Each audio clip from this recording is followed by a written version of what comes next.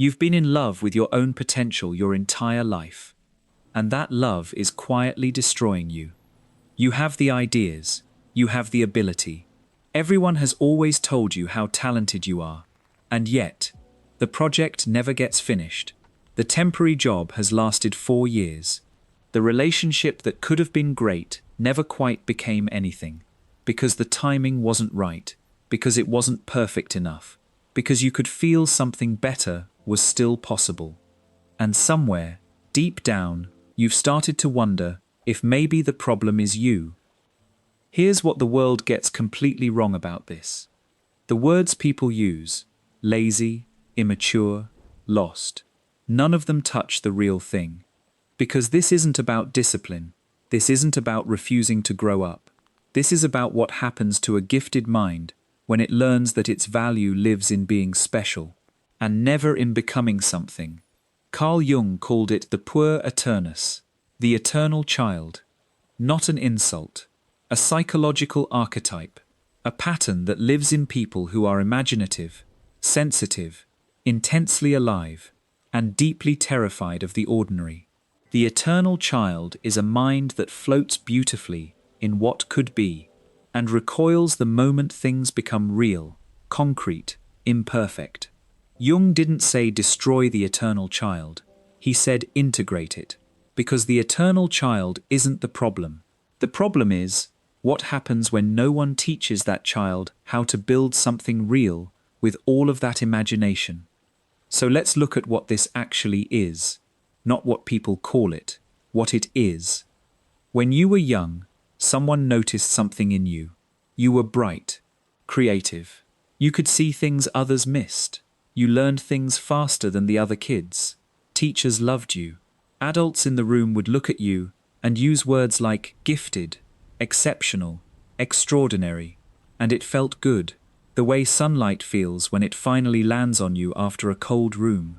That recognition, that being seen as special, became the foundation of who you thought you were. The world rewarded your potential, your intelligence, your personality, not your results, not your effort, your promise. And then, at some point, maybe it was a classroom where the material finally got hard. Maybe it was the first real rejection. Maybe it was the moment you realized that other people worked twice as hard and caught up. The praise stopped being automatic, and something deep in the architecture of your identity cracked without you even noticing. And here's the invisible trap. When your identity is built on being gifted, attempting something, actually trying, becomes the single most dangerous thing you can do. Because if you try and fail, it doesn't just mean you failed at a task. It means the most important story about yourself might not be true. Psychologist Marie-Louise von Franz, who spent decades mapping this pattern, described it with precision. The talented person who builds their entire identity around the idea of being special is not lazy. They are protecting something they were never taught how to risk. So they wait, they plan, they hold the blueprint close, and they never pick up the first brick. If any of this feels uncomfortably familiar, if you've been waiting for the right moment, the right version of yourself, the right conditions, subscribe to Quiet Psychology, because what comes next goes much deeper than anyone has probably told you before. Now here's where it gets complicated. Research by Sirois and Pychyl in 2013 reframed everything we thought we knew about procrastination. It isn't a time management problem, it's an emotion regulation problem. When you procrastinate, you aren't avoiding the task. You're avoiding the feeling the task generates: inadequacy, exposure, the possibility of disappointing yourself.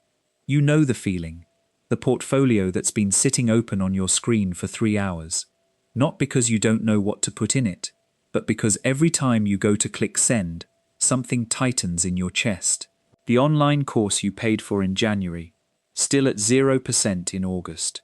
The login gathering dust in your browser bookmarks. The idea you've described to 4 different people with genuine excitement and never once written down. It doesn't feel like laziness from the inside. It feels like fog, like static, like your hand reaching for the door and your body refusing to move. Your brain isn't lazy. Your brain is protecting you. The way a system protects something it was taught is fragile. And this is where the tone has to shift. Jung's student Marie-Louise von Franz gave this pattern a name that cuts even deeper: the provisional life. Living as if everything is temporary, as if the real career, the real relationship, the real version of you is still coming. Just not yet, just a little longer, just after this one thing changes. You can see it in the details. The apartment that was never properly decorated because you were only going to be there a year, and somehow 4 years went by with bare walls and a couch that was never quite right because you didn't want to invest in something temporary. The job you took because it paid the bills while you figured out what you really wanted to do, and 10 years later, it's still your answer when someone asks what you do. The relationship where you held back just enough because something wasn't perfectly aligned, because you could feel the potential of something better still out there. You were never fully in, never fully committed, because being provisional means never being wrong. The provisional life feels safe because you're never truly committed to anything that can fail, and the years move, and the potential stays perfectly intact because it was never tested. And here's the part I need you to sit with. Are you protecting your potential, or are you hiding behind it? Because one is a strategy, the other is a cage you built with your own hands. But here's what no one says, because it's uncomfortable. Not everyone in this pattern chose to stop. Some were stopped. A chronic illness that dismantled every plan. A loss that broke the architecture of the future they imagined. A world that promised them talent was enough, and then quietly changed the rules. There are people who look stuck from the outside, who have been fighting invisible battles you cannot see. This matters, because the path forward is not identical for everyone, and the last thing this needs is more judgment. So what does integration actually look like? Not a productivity system, not a motivational speech, not a wake-up call. Integration starts with one honest moment, just one, where you stop admiring the blueprint and pick up the first brick. Not the perfect brick, the available one. Self-determination theory tells us that humans need 3 things to actually move: autonomy, competence, and connection. Not pressure, not shame. The eternal child doesn't need to be eliminated, it needs to be channeled. The imagination that kept you floating, that's not the enemy. It's the most extraordinary thing about you. The question is just whether it's been given ground to land on. Start ordinary. Not epic, not significant, not a statement to the world. Ordinary. The first chapter of the first draft, written in a document no one will ever see. The email sent before the wording is perfect. The registration submitted before you feel qualified enough. The sketch drawn before you call yourself an artist. The one task done before the plan is complete. None of these are the beginning of a transformation. They're just the next small thing. And that is enough. That has always been enough.